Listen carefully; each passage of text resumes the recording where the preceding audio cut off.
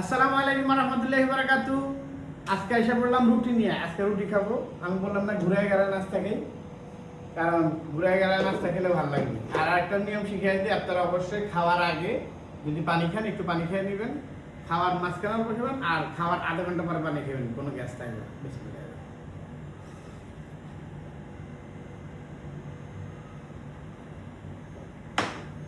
তিনবার খাওয়া সুন্নাত, তিনবারে খাইবেন। এই দেখেন আমার এটা লাউ ভাজি, এগুলো খেলে পেটটা টাইমে ঠান্ডা হয়। লাউ ভাজি খাবো, এই খেজুর খাবো, ডিম খাবো, এগুলো খাইলে তো এক আইটেম খাইলে তো আজকাল নাস্তা নিয়ে আসি। আজকাল নাস্তা কত টাকা দেখেন, এই মনে করেন এইখানে 10 টাকার ভাজি। রহমান রহিম। খেজুর 2টা 20 টাকা, 30 টাকা, 42 টাকা, 12 টাকা। রুটি 10 টাকা 10 টাকা 2টা রুটি খামু, 40 50 60 62 টাকা। একটা কলা 10 টাকা, 72 টাকা। এখান থেকে আম 100 টাকা কেজি। 100 টাকা কেজি আমের মধ্যে মনে করেন যে এই বড় সাইজের 5টা উঠে, তাহলে মনে করেন যে 100 টাকা হলে 20 টাকা করে পার পিস। এটা 20 টাকা তার খাইতে পারবেন না। দেখেন এখানে 20 টাকার আম আছে, 1 কেজিতে 5টা আম উঠে, এখানে 20 টাকার আম আছে। তাহলে 20 টাকার আম হইলে আমি পুরো যদি আপনি 100 টাকা খান কেন না করবো, এখান থেকে আমি খাবো 10 টাকা। তাহলে কত হইলো? 72 আর 10 82। 82 আর বাড়াবো কেমনে বুঝতেছি না। এগুলো তো খামো না, বাড়ায় লাভ কি? দেখছেন, আবার বলবো বিদেশ টাকা কেমনে কেমনে হয়েছে। 10, এখানে 10 10 20 30 40 50 60 70 80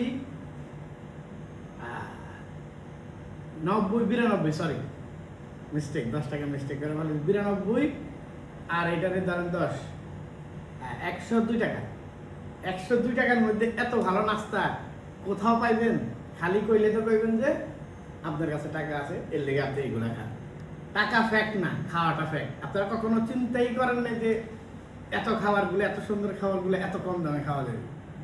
আপনারা, আমার যদি বিন্দু পরিমাণ কোনো ভুল হয়, আমার ভুলটা প্লিজ আপনারা ধরায় দেন। আমি কোনটার দাম বেশি বলছি, কোনটার দাম কম বলছি, প্লিজ আপনাদের কাছে অনুরোধ রইল।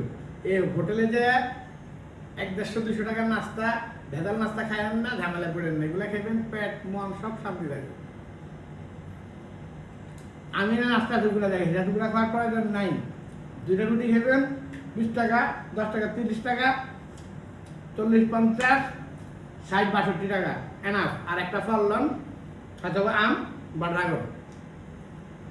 62 আর 10-এ 72 টাকা। 72 টাকা থেকে এক ফোঁটা বাড়াতে পারবো না, কারণ আমি কলা বা যে কোনো ফল একটা ধরবেন, আপনি 3-4টা ফল খাওয়া দরকার। তাহলে 72 টাকার বেশি 1 টাকা তো বাড়াতে পারবেন না। আর যদি আপনি সবগুলা খান তাহলে 102 টাকা হইল। তাহলে আপনার জন্য 72 টাকার অপশন আছে। তারপর আরো কমাই দেবো। নাস্তা আসলে আমরা এগুলো পেট ভরানোর জন্য, এটি কিছু খাওয়া লাগবো না, এটা খাওয়া লাগবো না। 12 20, ঠিক আছে? এই 12 আর 20 যদি খান সারাদিন আপনার মানে ইয়েতে বনবে পেটকানি। বাট একটা খেজুর হয়েছে কত শক্তি। আগে আল্লাহ নবীরা ওই সময় খেজুর বড়া ছিল, খেজুর বড়াইলে না এত বড় হয়ে ছিল। এই একটা খেজুর খেয়ে 12 জন 13 জন খাইছে। তাহলে আল্লাহকে ওনাদের রাখেন, ওনারা যুদ্ধ করছে, ওনারা খাইছে, কষ্ট করছে, অনেক কিছু করছে, নিয়ামত।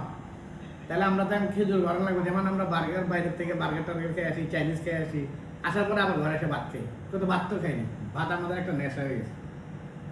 ভাত থেকে বেরিয়ে আসুন, সবাই সুস্থ থাকবেন, ভালো থাকবেন, ঠিক আছে? আবারও বলি, ভাত থেকে বেরিয়ে আসুন, তাহলে সবাই সুস্থ থাকবেন। দিন শেষে আরেকটা কথা বলি, এই যে স্টুডেন্টরা রাস্তায় নামছো, বাবা নামছো ভালো কথা, আন্দোলন করছো ভালো কথা, তোমাদের সমস্যা এগুলো সব ভালো কথা, কিন্তু এরপরও কি আন্দোলন করা ঠিক হইতেছে?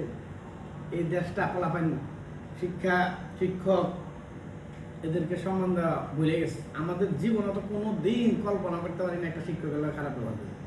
আন্দোলন অনেকভাবে করা যায়, চিল্লাচিল্লি করে না। তুমি নীরবে আন্দোলন করবে, এগুলো মানুষ দেখবে।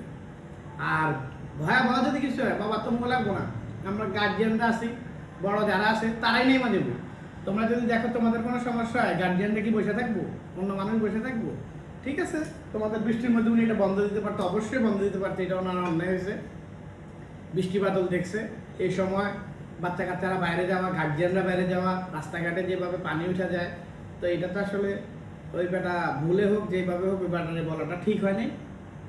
আর তোমরা যারা যারা এখন ইয়ে আছো বাবা, কথায় কথায় এই আন্দোলনে চলে যায় না, সবাই কিন্তু হাদি হবে না, কথা বলছো, সবাই হাদি দিতে পারে না। আর যদি সবাই হাদি দিতে চাও, কিছু সংখ্যক মানুষ রাজনীতিতে যারা নামছো, হ্যাঁ আসলে বড় মানুষেরই ভুল, বাচ্চারা শিখবে থেকে, বড়রা যা করছে, এনসিপিরা যা করছে, তোমরা তাই শিখতেছো।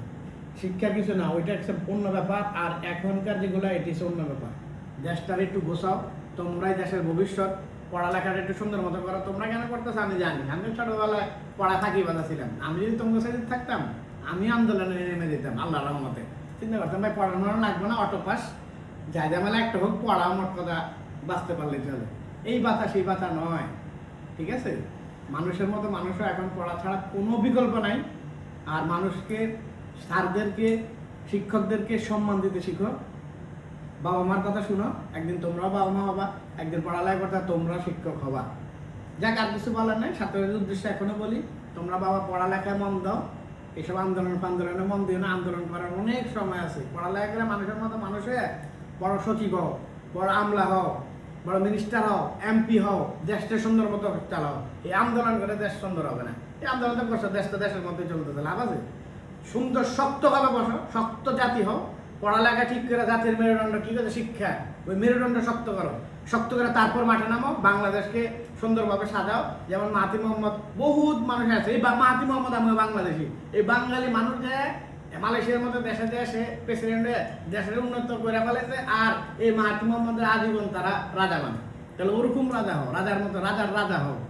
এইসব শুধু আন্দোলন করে রাস্তাঘাটে থাকি 10টা 11টা চিন্তা করছে, বড়রা করছে, আমরাও করি, আমরা হিরো হব। হিরো প্রতি বছর হওয়া যায় না, হবা না কেন? তোমাদের সামনে, তোমরা ইয়াং জেনারেশন, তোমাদের হাতে দেশ, ভবিষ্যৎ দেশ। আর তোমরা যদি এই অবস্থা করো, দেশ কার হাতে নিরাপদ হবে? তো তোমাদের ছোট করার জন্য কিছুই বলিনি, তোমাদের ভালোবাসার জন্য বলছি। এমপি মিনিস্টার আমরা কিছুই না, তোমরাই দেশের ভবিষ্যৎ।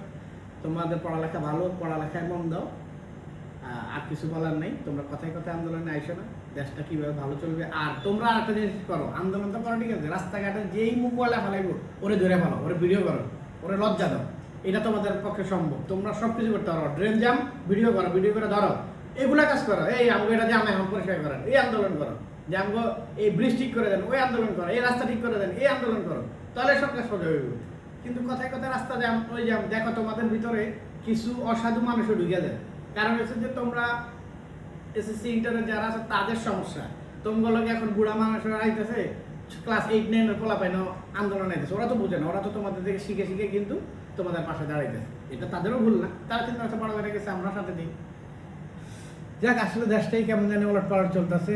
সরকারের কাছে আকুল আবেদন, আপনাদের মিনিস্টাররা যারা আছেন আমাদের দ্বারাই আপনারা এমনভাবে কোনো কথা বলবেন না যাতে আমাদের জাতির বা জনগণের মাইন্ডে লাগে, মন খারাপ হয়। আপনারা কথা বলতে হলো যতই ছোট হোক পোলাপেন, আপনাদের কথায় শালীনতা থাকতে হবে, আমাদেরও কথায় শালীনতা থাকতে হবে। আমরা সবাই সবাই মিলে দেশটাকে করি। আজকের জন্য এখানে বিদায়। আসসালামু আলাইকুম ওয়া রাহমাতুল্লাহি ওয়া বারাকাতুহু।